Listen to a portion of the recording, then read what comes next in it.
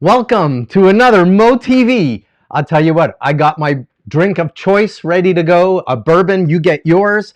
We are going to do something pretty cool this evening. So, usually you tune into moTV, we interview a couple of speakers, and then we mix in a musician or two because I'm interested in storytelling, whether the storytelling is from the stage or storytelling through a song in music.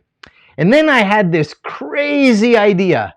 Said, what if we could find people who are both musicians, singer-songwriters, as well as successful, established keynote speakers in one person? Well, that's who we have for you this evening. It's really, really cool. Let me tell you a little bit about him. Brant Menswar. Well, he's the lead singer-songwriter in a band called Big Kettle Drum.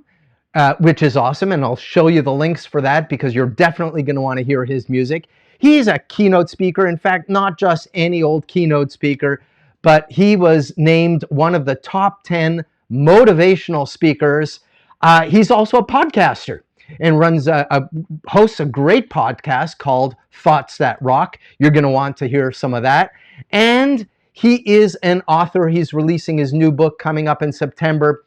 He's also, I got to tell you this, he's also one of the kindest, most humble, most generous people I know, and I say that from personal experience. So like I said, grab a drink.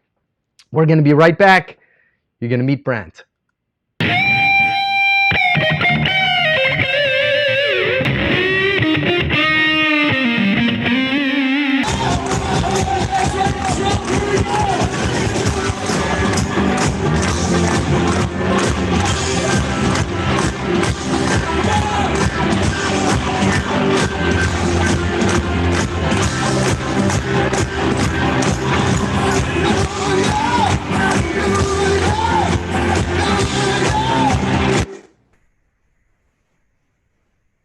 If you're getting up every day, you're making hundreds of decisions, you're leading a team of people, you're responsible to impact your company's bottom line, and you can't tell me what your 4 or 5 core values are, guess what?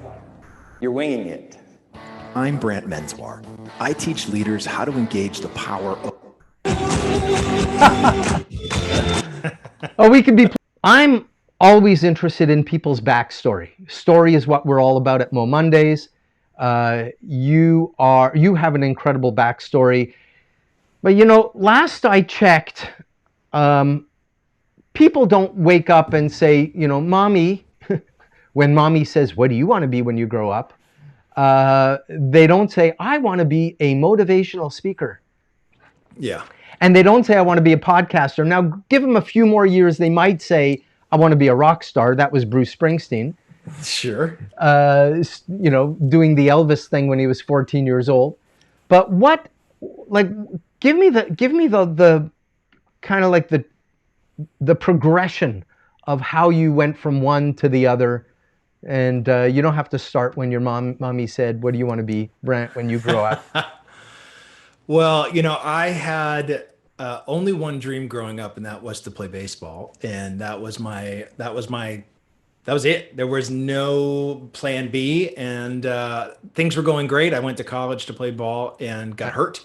Oh. And so I had to figure something else out. And so I started to perform on stage because it was the closest I could recreate to being on the mound because I was a pitcher. And so for me, it was one of those scenarios that was just, it started sort of messing around with guitar and moved into theater and did some musical theater. So wait a minute, how old were you at this stage? Oh gosh, I was probably 19. Okay. When I first sort of realized that I could sing a little bit, and then graduated from college, sang in a quartet there, did some TV spots of singing sort of harmonies for different commercials and PBS and all kinds of craziness. Well, that's cool. Sang the national anthem for 40,000 people at the time. It was Joe Robbie Stadium. That's really cool. It was pretty fun. And then I just got a job like every kid out of college. And it wasn't until, gosh, years later, I was 30 and felt this call into music ministry, and decided I was going to quit my job and do this full time. And so it took me about a year to sort of get all the stuff in order, get all the shows booked. And my first year, I played like 75 different coffee shops and churches and all kinds of stuff all over the country. And it just kept growing from there. And here I am almost 20 years later, 2 bands, 2 record deals, and sort of transitioned out of music a few years ago. I started about 6 years ago in the transition because I knew I was getting long in the tooth for being a rock star, and so it was. You still, Brant, you still got the look. You still got the look. Yeah. Let me tell you, it is makeup. It is. It is Well, but one right now I thing. got hair envy, so. Well, for me, it was interesting. I sort of transitioned from the mound to the stage to the pulpit, and pastored a church for 6 years, and then into the music world, and then out of the music world into the speaking world. And so that's sort of been the whole progression for me. But especially with all the guitars that you have behind you, it, Yeah. it doesn't look like you're anywhere close to actually letting music out of your life. Maybe professionally, Yeah. perhaps, but what did I read? I read something somewhere on one of on your Big Kettle Drum website. I Hmm. think it Hmm. was says we're going to keep playing until the banjo goes out of tune. Yeah. Yes, that's the truth. Except no, no. If anybody on this show plays banjo, they know that could be pretty darn quick. That's the truth. That's right. Those suckers are. It's Flo- funny, unless you spend like 2 grand on a banjo, they cannot hold their tune. floating bridge. That's the problem. It's the problem. They go all over the place. No, Yeah, I that's the mean, truth. and I've been on some of your, during the early part of this pandemic, you were trying to entertain the troops, so to speak, Sure. and you were doing a whole bunch of Facebook lives, and I love the one where people were telling you just, it was like almost like Brant karaoke, play this song. Yes, yes. Just screaming like, that's typically what it was like for a good 10 years there, of just screaming out songs they wanted you to play. And we were never a cover band. We only played original music. So we had the 1 or 2 covers we would play a night. But, we are probably, gosh, between the 2 bands and solo projects, I'm probably 12 or 13 albums in. And so, there was never a shortage of our own music to play. And that's sort of how we were fortunate enough to do that. And people enjoyed it enough to keep us busy for the better part of 20 years. Yeah, and I saw your tour list. So you've played some pretty big places, some nice Yeah. places. And so talk to me about the transition from that to, in between you said something about pulpit. Yeah. And there are a lot of great speakers who have made their way to the keynote stage via the pulpit. Yeah. It just seems to be one of those natural transitions. I assume that you do that because you want to move people, you want to have an impact, you want to make a difference. Yeah, for sure. Without question. And I think it's something that, you know, compared to preaching, speaking is a piece of cake. Oh, you know? not Oh okay. gosh. So It's not tell even me more close. about that. Tell me more.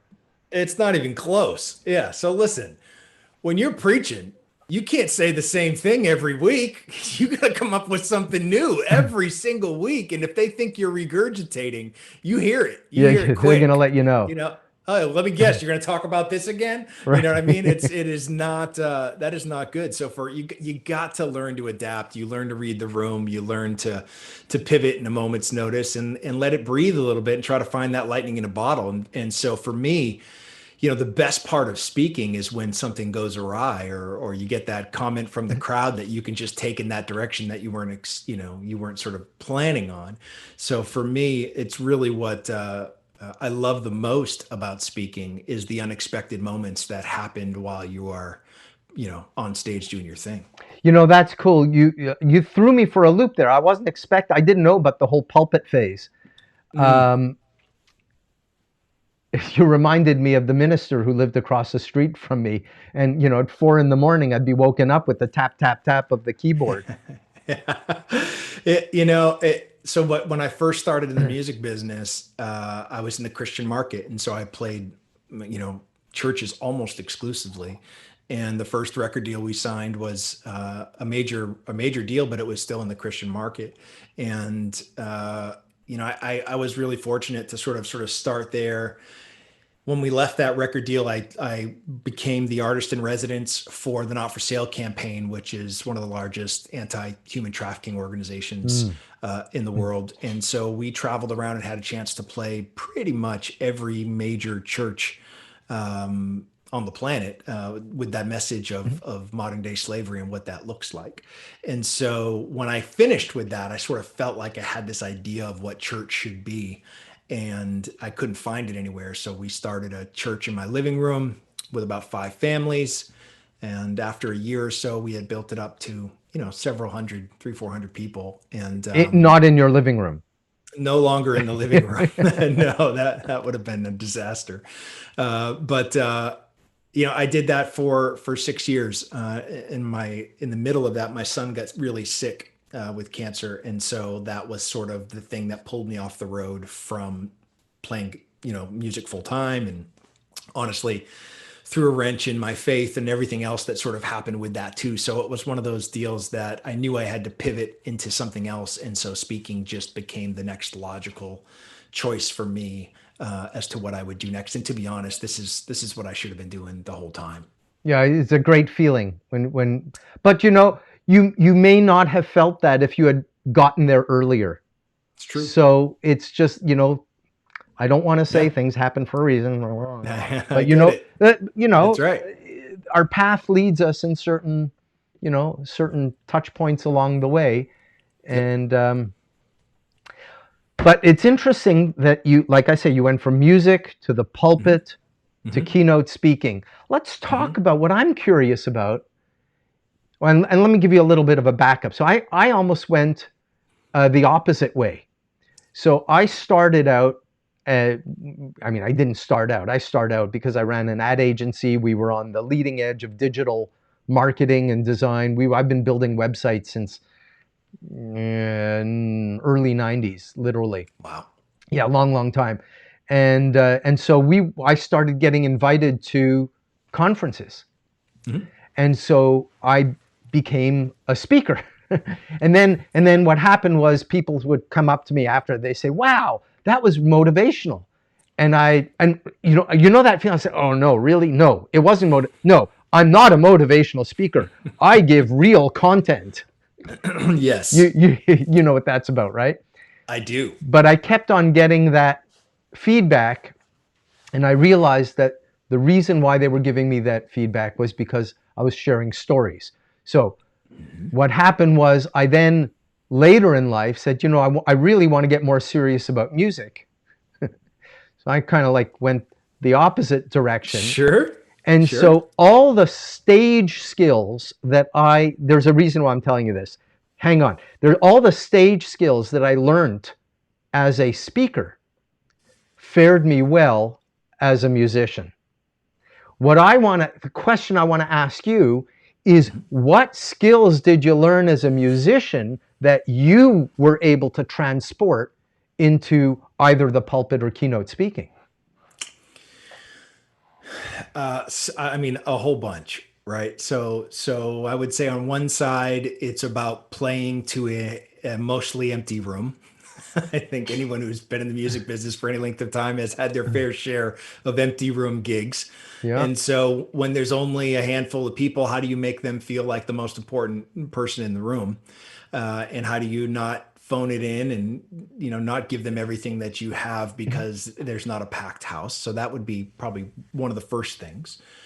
I'd also say that you learn how to read a room really quickly. And if your music, it's the classic Blues Brothers scene of them, playing Rawhide in the country bar, right? You got to read the room and know what they want. And that is, it's the same when you're speaking. That's part of what this ability to pivot. I don't go in knowing exactly what I'm going to say. And if you saw me speak 2 or 3 times in a row, it's going to be different every time. there's going to be some key points that I make throughout, but it's going to feel very different. And that's because in the church world, we say you got to leave a little room for the spirit to move. And so I sort of bring that same philosophy to the stage. You got to leave a little enough space for the magic to happen. And if you don't, then it's not real. It's pre-programmed. You might as well have sent them a video, and that to me is like, you got to let it breathe a little bit, not be afraid to discover the truth in the room. That's one of the things that you learn in songwriting is you want to capture the truth in the room. And if you can capture that truth, chances of you getting a song that's going to work is great. If you don't capture that truth, it's going to just end up in the circular file with the other, 400 songs you've tried to write in the past. Right. So let's pause on that for a minute, because I think you said something really, really important. You said find the truth in the room and write that into a song. Yeah. Yeah. So, when you... And you know what? While you're doing that, I am going to do something. I'm going to recommend everybody else do this as well. I'm going to do a watch party. Awesome. And you could do it too. And if you're watching this on Facebook, you can start a watch party as well, and that would be kind of cool. So yeah, fantastic. The truth in the room. The truth in the room. So the idea with the truth in the room, that's something that when you first sort of learn to start writing songs, you're just trying to write something that's decent, right? That's sort of the main thing. And then when you get past that, you start to really write with songwriters that are professional songwriters. That's their only goal. Their goal is to capture the truth in the room. And you learn that the simpler you can keep it, the better. And so I'm a Mr. Metaphor guy, which isn't always the best when you're trying to connect to people's hearts. If they have to try to figure out what you're saying instead of you just saying what you mean, at times it can be really challenging in a room with songwriters trying to do that. I've been fortunate to have the same sort of songwriting partner for the last almost 20 years. JT Keel, we were part of the first band together. He was became my guitar player when I was still playing solo. And then we formed Fort Pastor and signed our first deal. And then we toured for about 3 years, left our record deal and formed Big Kettle Drum after that, and have been touring as Big Kettle Drum for over a decade. And that really for us was the music. The first time around, we were a world music band. So we had didgeridoos and derabukas and djembes and all. Well, I was going to ask you. So Big Kettle Drum has that world music feel to it. So Big Kettle Drum is really it's named after a Johnny Cash song. It's named after the song "When the Man Comes Around." There's a lyric in that song that says, "The multitudes will be marching to the big kettle drum when the man comes around." And so that's where we grabbed the name from. But we're sort of that swampy Southern rock, Louisiana feel with a little bluesy rock thing with Big Kettle Drum. With Fort Pastor, it was completely different. It was pop melodies, but it was we had one of the best didgeridoo players in the world as sort of the centerpiece of the band, and he played percussion, but he did it all at the same time. So he'd sit sort of behind his drum kit, his percussion kit with the didgeridoo on a tripod, and he would be playing drums and didge and everything all at the same time. So it sounded like we had a mariachi band of about 13 members, but there was only 3 of us. And so we did that that's what got us the record deal, to be honest. It was like a circus show watching us perform with just the 3 of us. And it was great. We absolutely love it. The instrumentation, I like to believe, and we as a band like to believe, we were sort of the Eddie and the Cruisers. We were before our time. We weren't appreciated until we were gone. And so for us, it was something that the transition to Big Kettle Drum was supposed to just be for one tour. Had gone back to solo after we left our record deal. I was coming out of being that artist in residence with Not For Sale, and we had one last tour we were going to do for me as a solo act. And I didn't want to be the only solo act on this tour with a bunch of rock bands. It's like I would have been John Denver to Motley Crue. You know, I'm like, Yeah, that yeah. is not what I wanted to be. So I called up JT, my bandmate, and I'm like, hey, man, you got to come out on tour with me for this tour. We have 18 dates in 19 days. And it's across the country, bus, full production, the whole bit. It's like, okay, let's go out with a bang and have some fun. Bring your banjo, bring your slide. We're going to play this swampy Louisiana thing. And it was just supposed to be for one tour. And it led to 11, 12 more years of touring. It went over so well that people went crazy. And so all of a sudden we were selling out merch and everybody wants us to record a record. And then we sign another record deal and we're like, well, I guess we're not done. We were ready to retire 10 or 15 years ago, but it wasn't in the cards. So we kept playing and did until about 2012. And still going after 2012.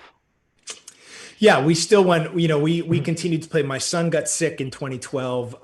Most of 2012, 2013 were spent in the hospital, and it made it really hard to tour. We had to cancel a bunch of tours. It was so touch and go there for a minute that it was improbable for us to commit to anything. But, we continued to. We came out of that.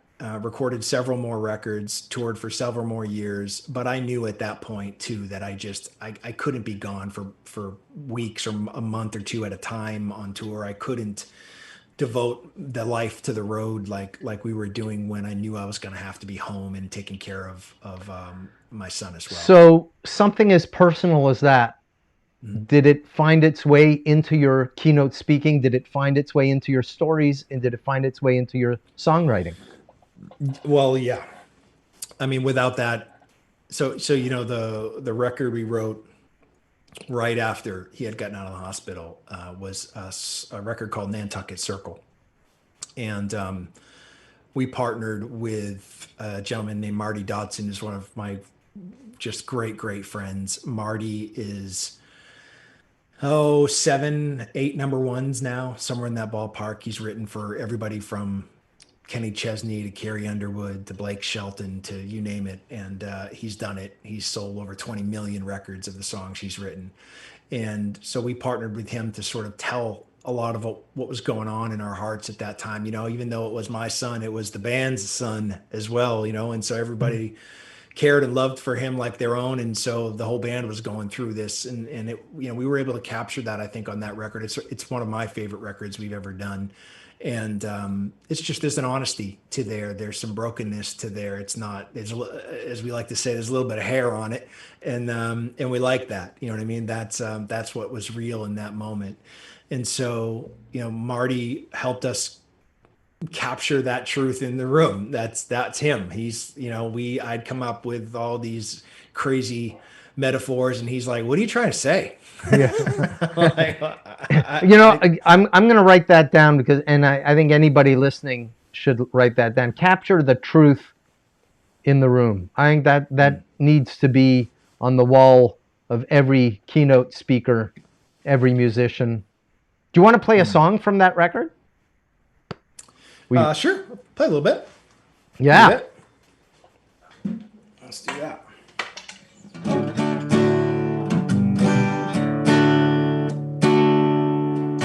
There's a song off that record called "Holding Me Up," which sort of sums up everything that we were feeling at that time. Go like this.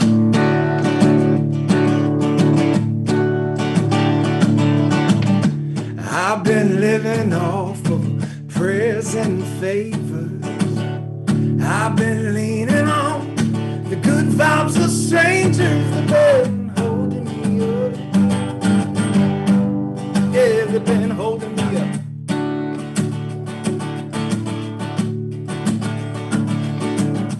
I've been looking for the arms of Elijah and that healing that's on the horizon's been holding me up. Yeah, it's been holding me up.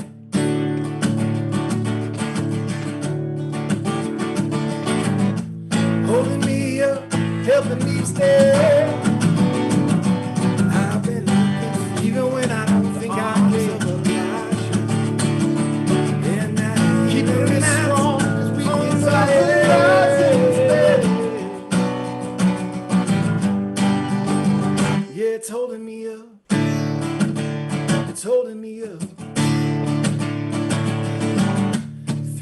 steps forward, 2 steps back, but I'm hanging on, and that's right, I'm holding me up.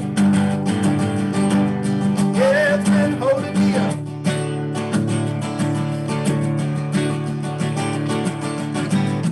Holding me up, helping me stay.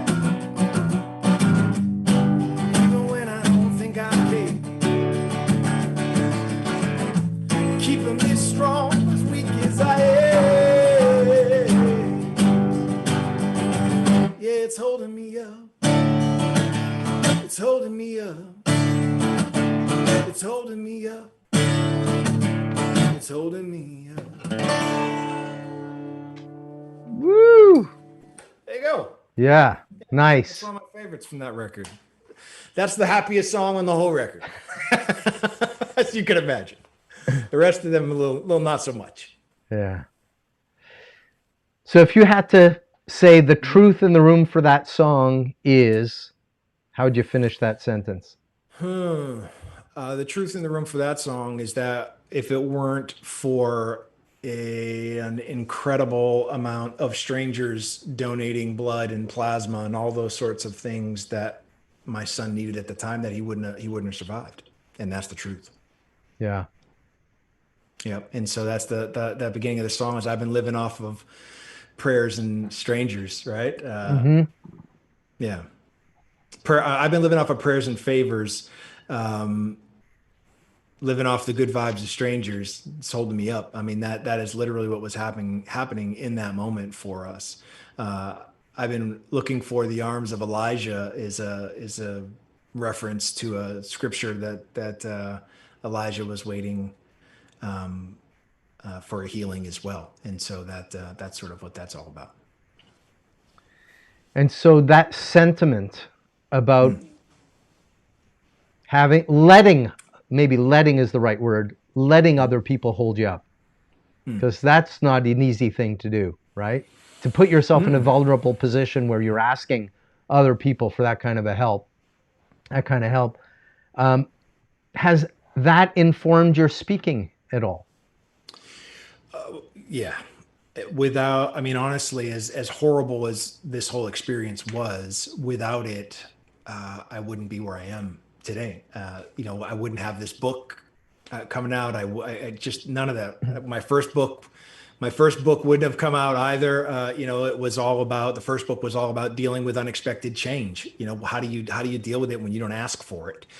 And this new book is all about defining the things that matter most. Because in that moment when it happened to me, I had none of those things defined, and I made a bunch of just horrendous decisions along the way that I wish I could go back and fix. And so I've devoted sort of the rest of my life to helping other people define these things so they don't have to suffer like I did long after, my son survived. I beat myself up for years for things that were avoidable if I just would have done some work. Let's talk about your book, Black Sheep. Yeah. Now, where does that come from? I was 47 years old when I found out why farmers don't value black sheep like the rest of the flock. I have felt like a black sheep for a lot of my life, but maybe not for the reason that most do. And so, the interesting part is a couple of years of researching this before I wrote the book, I realized people feel like black sheep for a whole bunch of different reasons. And we sort of demonize this idea of being a black sheep, but that's based on a falsehood. And so we have misinterpreted it for centuries. And when you do the research, you realize that the reason that farmers don't value black sheep is because a black sheep's wool cannot be dyed. So every black sheep is 100% authentically original. I don't know about you, but my only goal in life is to be the 100% original that I was created to be. And so if that means that I'm a black sheep, then I'm all about it. And so what I realized is that we all possess these black sheep values, these values that no matter how much someone wants to influence them or try to change them in some way, They simply can't be changed, just like a black sheep's wool. The problem is a fraction of percentage of people have ever done the work to really define what truly matters to them. And so most of us are winging it. And so we spend the majority of our life winging it. And for those that decide to do the work, there's something different. There's something more for them out there. There's something bigger to accomplish, and there's a sense of fulfillment that they can't even imagine that's waiting for them if they're willing to do this work. Dig deep and figure out what matters most. And so this book teaches you how to do that. How do you find your flock of 5 black sheep values? How do you prove that they're yours and not this imposed, this or idea, what you think someone else said it should have been for you? Exactly Yeah. right. Or, a lot of people end up caring for other people's sheep. And so you have to figure out which ones are yours and which ones aren't. And then when you finally prove it, how do you speak them into existence? How do you choose when and where they appear in your life on a daily basis? How do you write them into your schedule so that you don't leave it to luck or opportunity for them to show up? You determine, you choose when they show up. And so that's what this book teaches. Yeah, I mean, there are lots of a lot of people talk about, your authentic self, your purpose, all of this stuff. Mm-hmm. But what I like about the black sheep is that it just makes it so, I don't know, almost like visceral. This is who I am. And I've heard you speak and talking about knowing your black sheep values. In fact, you used different words, but in your promo clip at the beginning where you're talking about corporate values. Mm-hmm. If you don't know what your corporate values are, you're winging it. That's right. I'm looking at the comments on Facebook, and somebody just posted, love the black sheep values. All about, I'm all about being different, right? And it's not being different for the sake of being different. It's just being different because you are who you are. So, the interesting thing and that nobody knows this because they never take it further. They don't sort of figure out where the black sheep fit in the farmer's world, right? But the truth is that even though they don't value black sheep like the rest of the flock, they actually do value them in a very specific way. And how they value them is they keep one black sheep for every 100 white sheep as a marker. And so every morning a sheep farmer will get up and they'll look out over the flock. And if they've got 500 sheep in their care, they should see 5 black sheep. If they don't see 5 black sheep, then they know there's something wrong. It's famine, it's wolves, it's disease, it's whatever it could be. It's the black sheep's uniqueness, their ability to stand out from the crowd that gets them the first look. And that's what it's about for me. I want to be everybody's first look. I want to be my family's first look. I want to be my business first look. I want to be my friend's first look. I want that initial thing that if you need something, you come to me.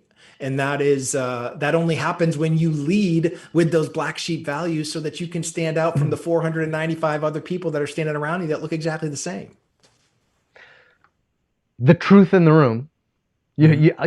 I love that. So I'm going to use that. I'm going to use that phrase again. The truth in the room is about knowing who you are and standing out for how you're different. Valuing yourself for how you're different. Do you have a song about that? We didn't rehearse. I didn't ask Brant this ahead of time. So I'll play you a little bit.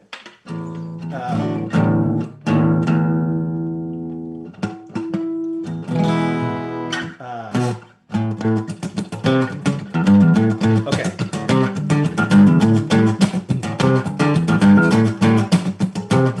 Ain't walking in the shadow of another man. Won't find me chasing any bullshit plan, but that's alright. Yeah, that's right. I'm a ZZ Top shirt among the Sunday best. I'm a dirty pair of boots under a wedding dress, and that's alright. Yeah, that's right. Don't you find me irresistible? I'm an original. That's one of the songs off the last record that we talked about what it means to be an original. We were staying in Las Vegas on our way to record this record in LA, and we were performing there for a week or so at different places in Vegas. And I don't know if you've ever played or been to Vegas, but Oh, I've been. it's an experience, Oh right? yeah. And so, we actually we did a Johnny Cash. We played the prison. So we went and played the prison in Vegas, and you know, as we're there, we're getting ready to sort of continue west out to California. And one of the things about me, if you know me at all, if you're a friend, you know that I'm a watch guy. I'm a freak about watch. I collect watches. I've got more watches than I care to admit to you. And one of my favorite micro brands is this watch company called Original Grain, and it's two brothers that started the business, and Ryan and Andrew, and they on a sort of they had this dream to make these steel and wood watches. And in the midst of it, they decide that they're going to start a Kickstarter, right? And they're going to try to raise a little bit of money. And so they set a goal of $10,000 to try to build a few of these watches. They made that goal within a couple of hours, and they ended up raising $400,000 and had to completely change everything because the factory they had selected couldn't produce that many watches. And so fast forward 6 years, and they're a $30 million company now. And we went out there to sort of talk to them about being some brand ambassadors, and we wrote a song for that song you just heard for them called Original, which is about defining who you really are. Every one of their watches is an original. When you use the wood grain and different types of wood, every watch looks a little bit different. And you have to learn to appreciate that. It's the beautiful imperfection that makes us unique. Yeah, well, I love that imagery of ZZ Top shirt on my Sunday best. Yeah, yes, That's yes, cool. That's cool. yes. Dirty Oh, pair of boots under a wedding dress. all right. Yes. Somebody's asking. Hang on a second. Somebody is Sure. asking. Please share your black hmm sheep core values. How do I hmm find mine? Yeah. So how's this? Watch. Boop. Here are mine. Look at that. Ha! Ah, you like that? So yeah, here are my these are my so I have six. So I know that I say that it's a flock of five, but I'm a rock star. We do everything to excess, right? Well, of So course. for me, creativity, hope, impact, empathy, family, authenticity. Those are my six, right? Every decision I make gets filtered through these things. Every song I write gets filtered through these things. If these things do not appear in my song, I throw it away before it ever goes anywhere because it's not real. It's not authentic. It's not me. And if that's the case, I'm not interested.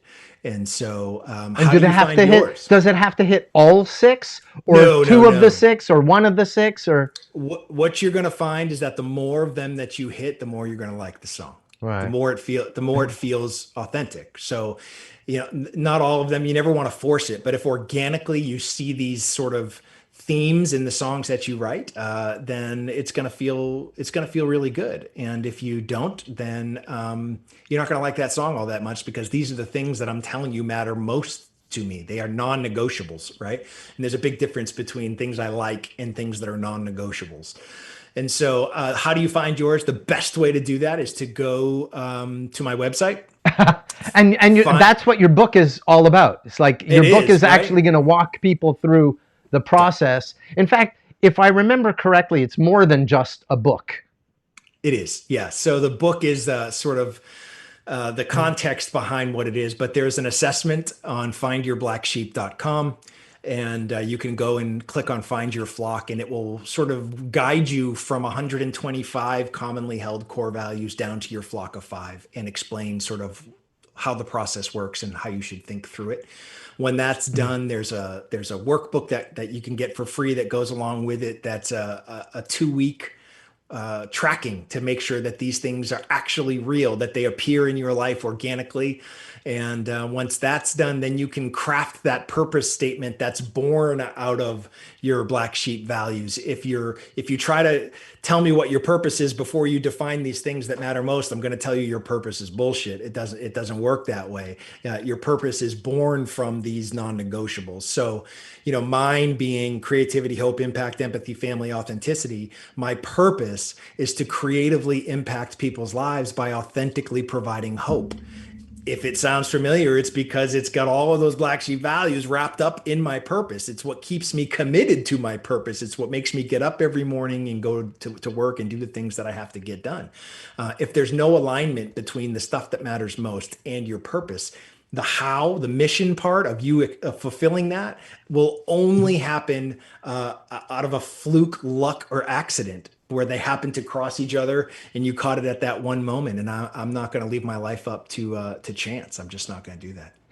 So you alluded to it earlier. You talked about you did the work. Most people don't do the work. Most people want, they want a pill. They want a magic, if I could wave a magic wand, Yeah. Yes. So tell me a little bit about the backstory of how did you find this? Like what turmoil were you going through that made you think I got to know what my black sheep values are? You didn't call it black sheep at the time. No. It all stemmed from my son being in the hospital, and we came to this crossroads during his battle that he had two things that were killing him that had opposite treatment. So it created this zero-sum game. And so the doctors gave up, and they said, there's nothing else we can do for him. We don't think he's going to make it through the night. So, you should probably go say your goodbyes and gather the people that you need to gather. And you're not ever prepared for something like that. And so, I got my wife, got his younger brother, and went to the room and sat on the edge of the bed and tried to find the words to say goodbye. But that decision that I made has haunted me for years, because I let somebody else tell me what was possible, that, to be honest with you, I don't possess that kind of power. But I gave that power to them, and that was a huge mistake. And what ended up happening was a miracle. And I don't know any other way to tell you that, but they gave him 24 hours to live. And I had to call my younger brother and tell him that he wasn't going to have time to make it. He lived in New Hampshire. We were in Central Florida. And I said, you're going to have to say your goodbyes over the phone. I'm sorry. And so, he did, but he was incredibly distraught, as you can imagine. And that night he ends up filming himself sitting on his couch, holding up these poster boards as sort of a Hail Mary, looking for any miracle. My nephew's dying. He's running out of time. This is what's happening. He never said a word. He played the song Fix You by Coldplay and let it play from start to finish, and just held up 55 poster boards over the course of the song. When the song was done, he put the last poster board down and he uploaded it to YouTube, and that's all he did. And Theo, my oldest son, he made it through the night. That next morning, I'm sitting on the bed, and we're just sort of waiting for him to pass, to be honest. And my phone's ringing off the hook. I'm trying to ignore it. I'm just trying to be in the moment, be present with him. And by the time I finally grabbed my phone to look at it, it was hot from vibrating all morning, and I had all these messages from numbers and people that I had no idea who they were. And what I didn't realize is that video that my brother had uploaded, by the time I picked up my phone and looked, had been seen over 500,000 times. And so it had gone viral, and I was getting calls from people from all over the world, some of them doctors, saying, hey, I saw this video and I think I can help. And so we got a call from Dr. Cody Ennis at MD Anderson in Houston, and he's one of the leading doctors in this fungus that he caught while he was in the hospital that was killing him. And he's like, there's an alternative treatment I'm not sure that you're aware of. I'd love to talk to your doctor. And then I got a call from Dr. Tim Johnson from Good Morning America, who said, you make a list. Anybody you want to speak to, I'll make it happen in the next 24 hours. So we did. We made a list. Dr. Joseph Anton at Dana Farber in Boston and another doctor at Cornell University doing some scientific research. And the four doctors put their heads together and came up with this crazy plan to save Theo's life. And it worked. And, Theo just turned 22 years old. And last semester was the first time he was in school since he was in the 8th grade. And it's, I go back to that moment sitting on the bed saying my goodbyes. If I would have done this work, if I would have defined these black sheep values, that conversation would have been completely different. It would have been filled with hope. It would have been, focused on the impact that it was going to have on him. It would have been filled with empathy and all those other sorts of things, that authenticness that he needed to see. And so because I didn't do that, I spent years going to bed every night with one thought in my head, and that was, I wonder if he thinks I gave up on him. And that's not that you don't want to go to bed every night worrying about something like that. It's it destroys your life, and it has, to a great deal, destroyed my life. And so this book, this idea of black sheep values, is sort of my redemption. It is coming out of it and saying, don't be an idiot like me. Figure this stuff out. Figure this stuff out so that when the biggest storm in your life rolls in, you're ready. And that's the goal behind the book. If I can get people to think for just a minute about what matters most to them and actually define these things, they're going to be in such a better position than allowing their emotions to drive their decision making in moments like that. And it might stop somebody from making the worst decision of their life. You know what? I mean, allow me to say you're a little bit hard on yourself for saying don't be an idiot like me. But I think most of the greatest insights that we get have been from the times when we mess up the most. Yeah. And sure. we're big enough to own it, get over it. And I know this is going to sound I hope this doesn't sound crass, but I mean I pre-ordered the book. And if there's somebody watching this now who also wants to pre-order the book, Brant, how can they do that? Anywhere you buy books. If you are a Barnes & Noble, you can get it at Barnes & Noble. If you're Amazon, you can do Amazon. If you're a Books A Million or you're at Chapters in Canada, it's available for pre-order everywhere. It comes out September 29th. And, hopefully it's the start of a movement, a revolution for people to define what matters most. Maybe it can fix what's broken in this country, at least. That would be amazing. Yeah. Yeah. Well, that's a whole other conversation. Yes, what's the most hopeful song you have? Let's close up the show with that sentiment of hope, which is one of your black sheep values. Let's see.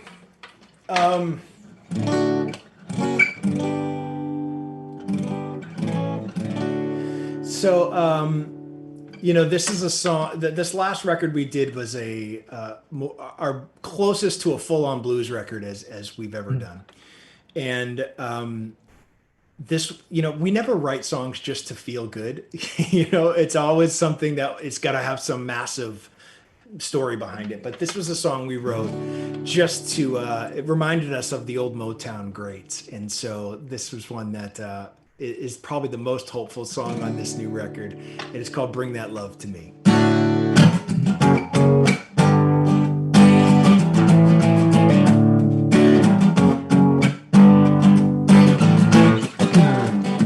Baby, I'm here all alone. Why won't you pick up your phone? I'm full of a whiskey, feeling kinda good. I sure wish you would.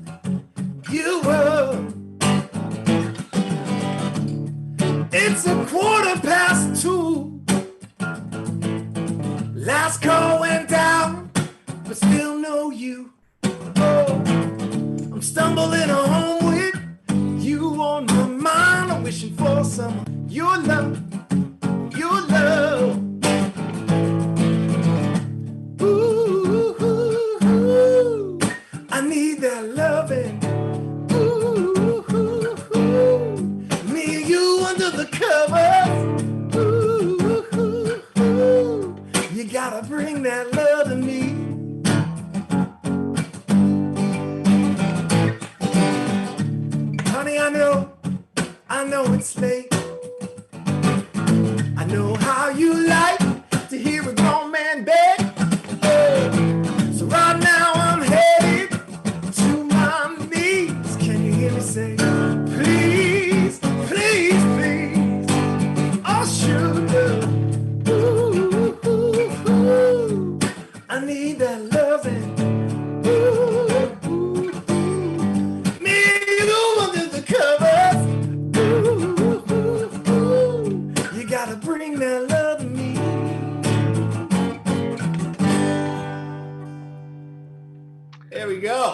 Woohoo!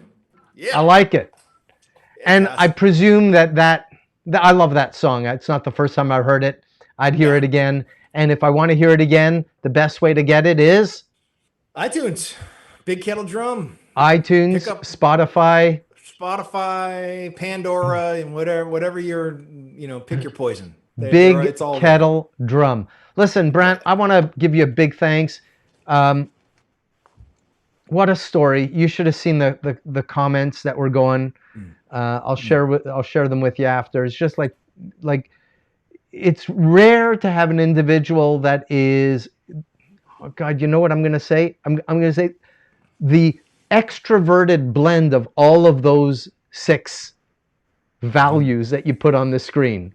Like if I had to say, like authentic, hopeful, impactful, which ones did I miss?